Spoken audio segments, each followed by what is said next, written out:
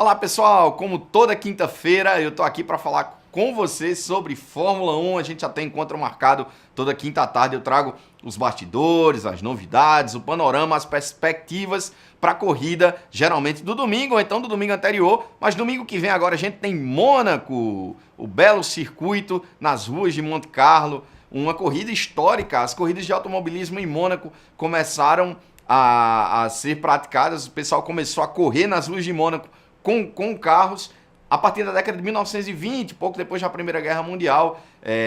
O Principado de Mônaco sempre foi um grande entusiasta do automobilismo.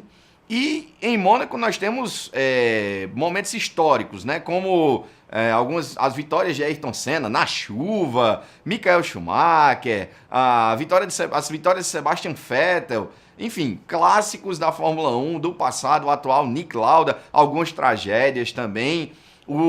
A situação de Senna abandonou por um erro ínfimo que aconteceu em Mônaco em 1988. Ele estava a 1 minuto à frente do seu companheiro de equipe na época, o Alain Prost, na McLaren. E tem uma curiosidade sobre essa história, que é o seguinte, o pessoal comenta que depois dele ter abandonado aquela corrida, ele bateu no guarda-reio na entrada do túnel, logo depois da curva chamada Mirabeau.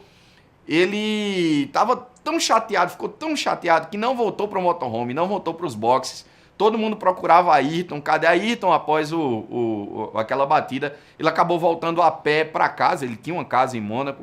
E daí driblou toda a imprensa, driblou a equipe e acabou indo para casa. O pessoal, quando terminou a corrida, Ayrton já estava em casa, tinha tomado banho. Estava pé da vida com aquela situação. Mas enfim, tem muitas histórias interessantes em Mônaco. E você que nos acompanha, você já deve ter ouvido falar muito em alguns nomes como La Rascasse, tem a Mirabeau, a curva do cassino, o próprio túnel, a curva da piscina. E aí, você sabe exatamente como surgiu os nomes das curvas de Mônaco? Eu prefiro as curvas da estrada de Mônaco. Não, deixa pra lá, foi horrível isso. A Fórmula 1 preparou um vídeo. Tá lá no canal da Fórmula 1, mas tá em inglês e eu traduzi para você dar uma acompanhada agora conosco. Roda aí.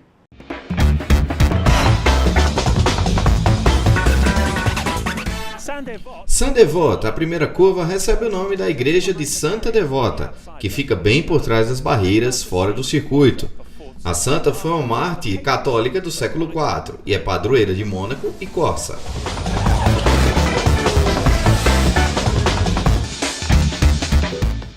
Bel Rivage é o trecho de subida e significa bonita costa, mas olhar para a praia não é uma opção a 250 km por hora. A próxima curva se chama Massenet e homenageia o compositor de ópera Jules Massenet. A casa de ópera encontra-se do outro lado da rua e possui um busto do compositor em sua fachada.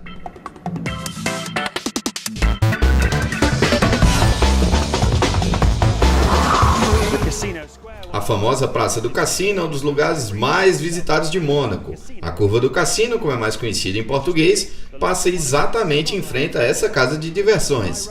A visão da sacada do Cassino de Monte Carlo é um dos melhores lugares para acompanhar a corrida.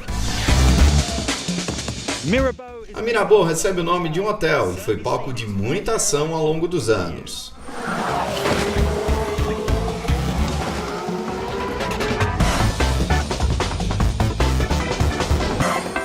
The Hairpin é uma curva fechada logo antes da entrada do túnel. Os carros a fazem a 50 km por hora. É a curva mais lenta de todo o calendário da Fórmula 1. Inicialmente, a curva tinha o mesmo nome de uma estação que havia próximo, mas recebeu o nome do hotel após este ser construído. A Portier leva exatamente ao ponto onde Senna colidiu quando liderava em 1988, quase 1 minuto à frente do seu colega de McLaren, Alain Prost. Na verdade, Portier não tem nada a ver com Porto e recebeu esse nome em homenagem a uma ordem católica.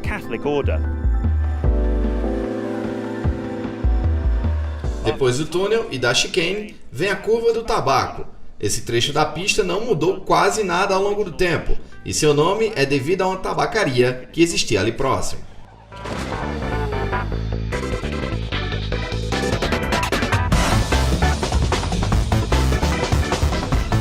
No desenho original de Mônaco, os carros seguiam reto após a curva do tabaco, mas no início dos anos 70, o governo do Principado construiu uma piscina olímpica, que adicionou 2 curvas desafiadoras ao circuito, conhecidas como curvas da piscina.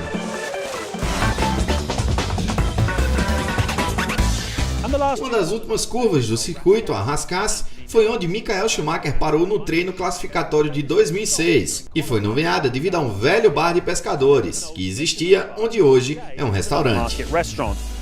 A ideia de ter corridas a motor nas ruas de Mônaco foi dada ainda nos anos 20 por Anthony Noddes. Em sua homenagem foi batizado a última curva do circuito. É onde os carros passam antes de acelerar para completar uma volta em Mônaco, que hoje é bem diferente do que era originalmente. Mas o circuito continua tão desafiador e carismático quanto era no início.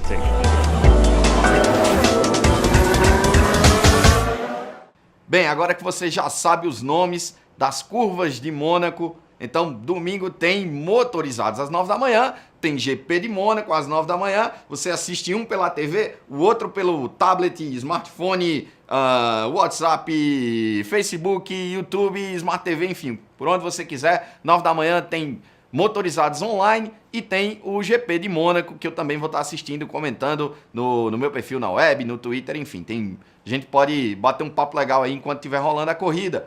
E quinta-feira que vem eu vou estar aqui mais uma vez falando sobre o GP de Mônaco, como foi, o que aconteceu, os bastidores, enfim, é sempre um circuito muito emocionante, com muitos acidentes, muita reviravolta. Como será que vai ficar a situação da Mercedes depois do que aconteceu na última corrida na Espanha? Como eu disse no nosso último comentário aqui, existe uma Fórmula 1 2016 pré e outra pós-Espanha. Então vamos ver o que vai acontecer em Mônaco e a gente se encontra quinta-feira mais uma vez falando sobre Fórmula 1. Valeu, galera!